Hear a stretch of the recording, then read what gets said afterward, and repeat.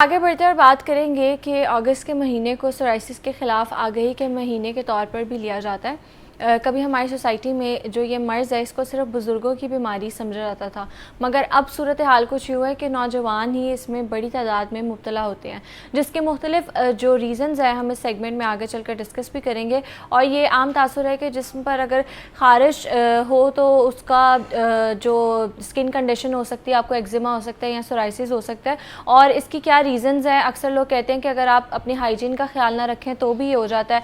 असल इसकी रीज़न क्या है, इस पर बात करने के लिए मेरे साथ मौजूद हैं skin specialist doctor Kanwal Jawad. अस्सलाम वालेकुम, कैसी हैं आप? वालेकुम अस्सलाम, मैं ठीक अल्हम्दुलिल्लाह, आप कैसी हैं? अल्लाह का शुक्र। अच्छा डॉक्टर कंवल, सबसे पहले तो बताएं कि सोराइसिस इतना ज़्यादा कॉमन क्यों होता जा रहा है हमारे यंग लोगों में भी? सोराइसिस बेसिकली नूर एक जेनेटिक डिजीज़ है, ऑटो इम्यून डिजीज़ है, जेनेटिकली भी ट्रांसमिट होती है, लेकिन कॉमन क्यों होता जा रहा है उसमें बहुत इम्पॉर्टेंट रोल है ट्रिगरिंग फैक्टर्स का।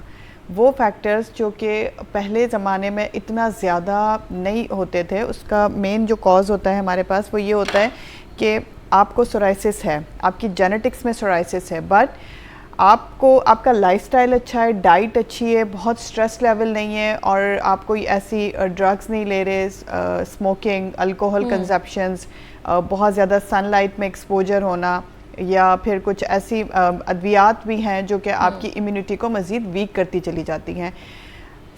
सोराइसिस होना आपकी बॉडी के अंदर एक साइलेंट फैक्टर भी हो सकता है कि जेनेटिक्स में मौजूद है, बट वो स्किन पर अपेयर नहीं हो रही। मौजूदा दौर में क्योंकि आपकी इम्यूनिटी वीक है, आपकी डाइट बहुत ज़्यादा कमज़ोर हो गई है, आपका लाइफस्टाइल बहुत ख़राब हो गया है, तो ये सब ट्रिगरिंग फैक्टर्स यानी कि ऐसे फैक्टर्स में शुमार होते हैं जो कि सोराइसिस और सोराइसिस जैसी बीमारियों को बाहर निकालते हैं।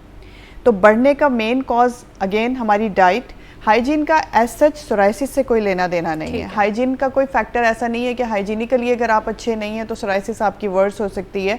हाँ, ये हो सकता है कि उसमें जो पड़ने वाले ज़ख़म होते हैं वो ख़राब हो जाएंगे डेफिनेटली अगर सफाई का ख्याल नहीं रखेंगे तो, बट वो हम उसे ट्रिगरिंग फैक्टर्स में नहीं डालते। So this is the main factor कि आपकी डाइट, आपका लाइफस्टाइल बहुत डिपेंडेंट हो गया है इन चीज़ों पे कि जो भी ऑटो इम्यून डिजीज़ का क्या मतलब है कि हमारी बॉडी का एक आर्मी सिस्टम अल्लाह पाक ने बनाया हुआ है जो कि हमारी बॉडी के अंदर ही बीमारियों से, जर्म से लड़ता रहता है। जब उसकी बर्दाश्त से बात बाहर होती है तो वो बॉडी के ऊपर सिम्टम्स अपीयर होते हैं, उसे इम्यून सिस्टम कहते हैं। आपकी बॉडी का वो इम्यून सिस्टम, वो आर्मी सिस्टम अगर आपके नॉर्मल सेल्स के ख़िलाफ़ हो जाए और नॉर्मल सेल्स को बजाय नॉर्मली ग्रो करवाने के अब नॉर्मली ग्रो करवाना शुरू कर दे, तो इसका मतलब ये होता है कि वो फिर आपकी इम्यूनिटी ख़राब हो गई है, ऑटो इम्यून सिस्टम एक्टिवेट हो गया है, और वो किसी भी ऑटो इम्यून डिजीज़ का कॉज हो सकता है, जिसमें से एक जिस पर आज हम बात कर रहे हैं सोराइसिस, वो शामिल है। अच्छा डॉक्टर कंवल, अक्सर कहा जाता है जो स्ट्रेस है ना वो कॉज करता है ऑटो इम्यून डिजीज़ को। जब आपका कॉन्स्टेंटली आपकी बॉडी स्ट्रेस रहेगी, आप सर्वाइवल मोड में रहते हो ना, तो उसकी वजह से भी आपकी जो ऑटो इम्यून डिजीज़ हैं वो बहुत ज़्यादा कॉमन हो जाती हैं। तो वो इंस्टा पे इसीलिए नहीं वीडियोज़ चल रही हैं कि मैंने अपनी बाउंड्रीज स्ट्रिक्ट कर ली है because I can not afford auto immune disease. और हम इस चीज़ को इतना लाइटली लेते हैं कि हम किसी को अगर कॉन्स्टेंटली स्ट्रेस दे रहे हैं या हम खुद भी बहुत ज़्यादा स्ट्रेस ले रहे हैं तो हमें लगता है सिर्फ हमारी मेंटल हेल्थ ख़राब हो रही है। तो हम ऐसी जो स्किन कंडीशंस हैं वो भी स्ट्रेस से आ सकती हैं, तो इस हवाले से आप कैसे गाइड करेंगे? देखिए, बिल्कुल आपने बिल्कुल ये सही बात कही है, और ये अच्छी रील है, इसे मुझे लगता है चलाना चाहिए क्योंकि अगस्त स्पेसिफिकली अवेयरनेस वीक है फॉर द सोराइसिस। अगस्त का मंथ मैंने अपनी सोशल मीडिया पे भी काफ़ी वीडियोस बनाई हैं, क्योंकि सोराइसिस पहले जहाँ कहीं हमारे 100 में से एक पेशेंट को हमें देखने को मिलता था, अब हमें मंथ में ऐसा होता है कि 5-6 पेशेंट्स जो हैं वो सोराइसिस के आ जाते हैं डिफरेंट जगहों पे। सो डेफिनेटली उसका जो फ्लेयर अप है, जो उसका हम कहें कि पूरी दुनिया के अंदर जो वर्ल्ड पॉपुलेशन है उसमें 2 to 4% लोग इस वक्त सोराइसिस से सफ़र कर रहे हैं, अगर हम वर्ल्ड पॉपुलेशन की बात करें WHO के मुताबिक।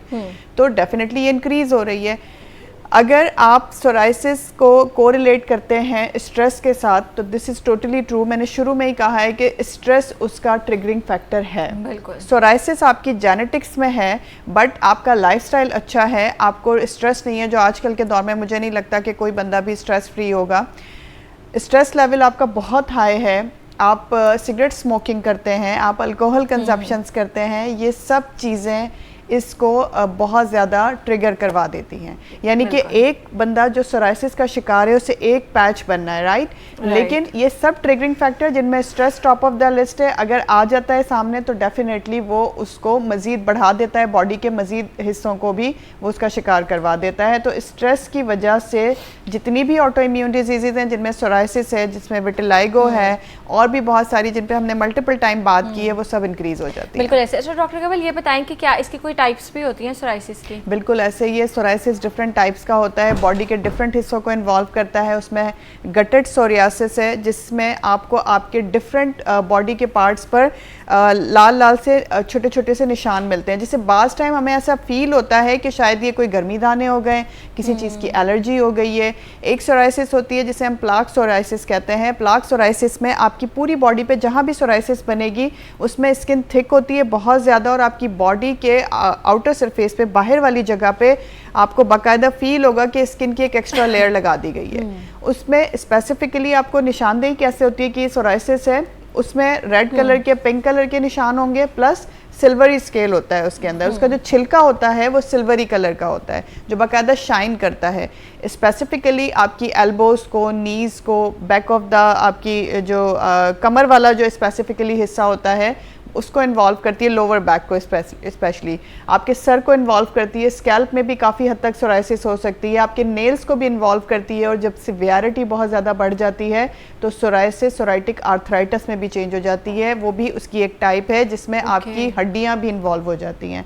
तो सोराइसिस के डिफरेंट टाइप्स हैं, डिफरेंट कंडीशंस हैं। किसी को, एक ही बंदे को सारी टाइप्स हो सकती हैं, और कोई एक भी ऐसा हो सकता है कि किसी को डिफरेंट टाइप्स हो, किसी को सिर्फ स्कैल्प सोराइसिस हो, पूरी ज़िंदगी पूरी बॉडी में कहीं ना आए, सिर्फ स्कैल्प में ही रह जाए या सिर्फ नेल्स में ही रह जाए। तो इस तरह की सोराइसिस के टाइप्स होते हैं। ठीक है, कॉलर है मेरे साथ। अस्सलाम वालेकुम अकरम।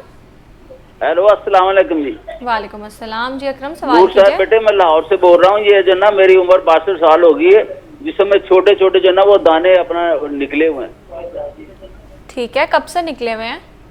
ये हो गया कोई 2-3 साल, क्योंकि वो बाद में मोके टाइप बन जाते हैं, वो लटक जाते हैं, जिस तरह वो मास्क टाइप नहीं लटका होता इस तरह। स्किन टैग्स, स्किन टैग्स भी हो सकते हैं, माइट भी कोई आपको ऐसे मोल्स या वॉट्स वगैरह हो रहे हो, लेकिन कॉन्टीन्यूस है तो डेफिनेटली वॉट्स नहीं हो सकते।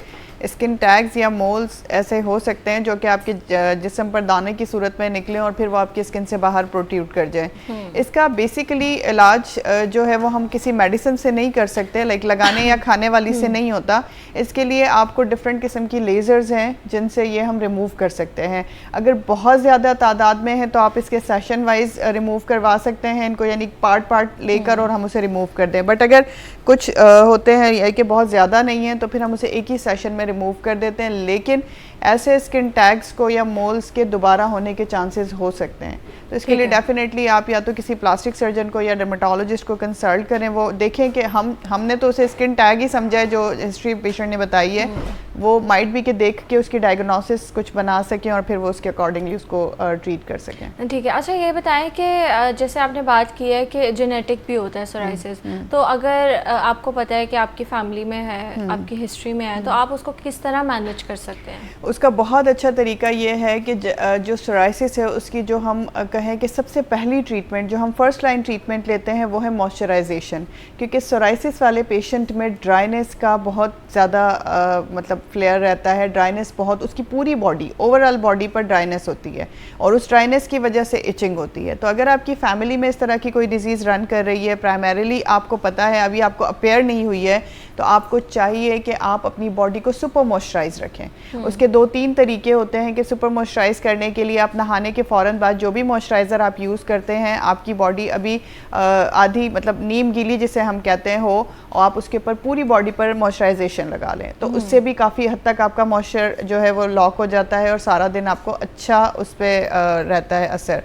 दूसरा तरीका ये है कि पानी के इस्तेमाल के बाद, जब भी आपने पानी नहाए हैं, आपने हाथ धोए, वज़ू किया है, कुछ भी, तो उन सब के बाद भी आप ज़रूर अपनी बॉडी को मॉइस्चराइज करें।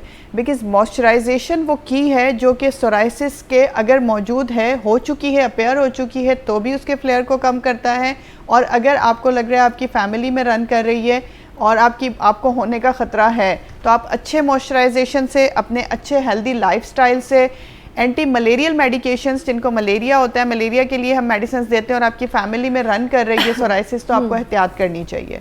दूसरी बात यह है कि कुछ और भी ऐसी चीज़ें हैं, कुछ डायरेक्टली आप खुद से स्टार्ट ना कर दें। जैसे कुछ लोग होते हैं जिनकी फैमिली में रन कर रही होती है, पता होता है वो अपने लाइफस्टाइल को इतना हेल्दी बना लें कि उनका जो इम्यून सिस्टम है वो स्ट्रांग हो जाए। तो अगर बॉडी के अंदर कहीं भी जीन्स में मौजूद भी है तो आपके लाइफस्टाइल हेल्दी होने के साथ वो काफ़ी हद तक कवर हो सकती है। ठीक है। अच्छा डॉक्टर कंवल, ये जो करंट वेदर है ना, इसमें बहुत सी आपको जो स्किन एलर्जीज है वो भी ट्रिगर हो जाती हैं।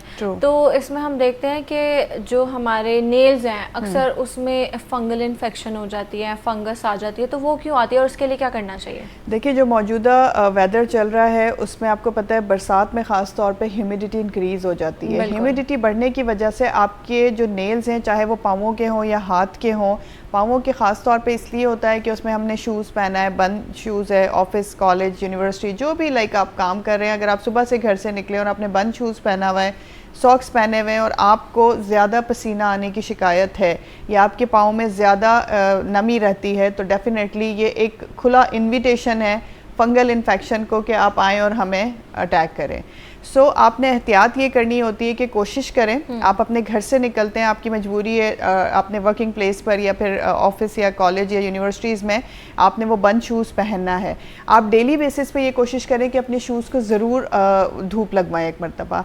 अपने पाँवों को रात में जब आप घर आते हैं तो अगर वैसे बेहतर ये होता है कि कोई भी एंटी फंगल जो शैम्पूज़ होते हैं उसका पानी बनाएं। अगर वो पॉसिबल नहीं है या घर में मौजूद नहीं है तो आप नीम गर्म पानी लें, उसमें थोड़ा सा नमक डालें, थोड़ा सा जो भी शैम्पू आप अपने बालों के लिए यूज़ करते हैं, अगर एंटी फंगल शैम्पू हो तो बेस्ट है, वरना आप उसमें कोई भी शैम्पू जो आप घर में यूज़ करते हैं वो थोड़ा सा डालें, थोड़ा सा सिरका डालें, वाइट विनेगर, वो उसमें ऐड करके कम से कम 15 मिनट्स अपने पाँवों को उसमें डिप रखें। अगर आपको पता है कि आपको इस तरह का कोई प्रॉब्लम होता है जिसमें नेल्स का फंगल इन्फेक्शन या फिर उंगलियों के बीच में वाइट कलर के निशान बन जाते हैं या ज़ख़म बन जाते हैं, जिसे हम कैंडिडियासिस या फंगल इन्फेक्शन कहते हैं, अगर इस तरह की कोई कंप्लेन है या कोई ज़ख़म हो रहा है या किसी भी किस्म की ख़ारिश हो रही है, आप अपने पाँवों को 15 से 20 मिनट डाल कर रखें, बाहर निकाल के साफ़ पानी से वॉश करें और अच्छा सा मॉइस्चराइज़र अप्लाई कर दें।